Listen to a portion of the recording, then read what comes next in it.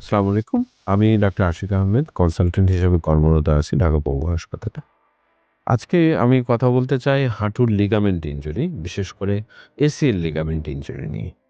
আমাদের হাঁটুতে ২ টা লিগামেন্ট থাকে এসিএল এবং পিসিএল, যেটা হাঁটুকে শক্ত করে এভাবে ধরে রাখে এবং এটার মধ্যে যখন এসিএল ইনজুরি হয়, এটা বেশি হয় কমনলি। তখন হয় কি, আমরা হাঁটতে গেলে হাঁটুটা একদিকে সরে যায়। এই যে একটা ইনসিকিউরিটি ফিল হয়, এটা দেখা যায় যে সাধারণত খেলতে গিয়ে ফুটবল খেলা কিংবা ক্রিকেট খেলা কিংবা দৌড়ঝাঁপ যারা বেশি করে, বিশেষ করে অ্যাথলেট, তাদের বেশি হয়।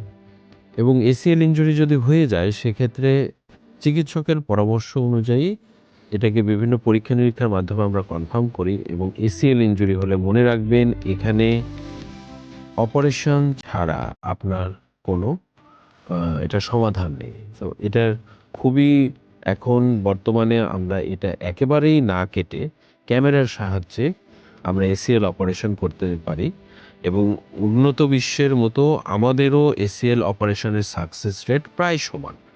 তো এটা নিয়ে ভয় পাওয়ার কিছু নেই।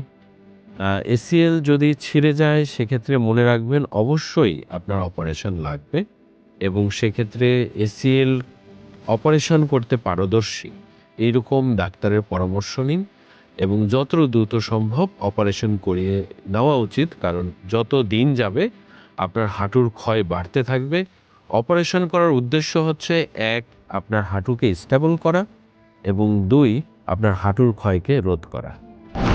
সেরা ডাক্তার, সেরা হাসপাতাল, খাজা বদরুদ্দোজা মডার্ন হাসপাতাল।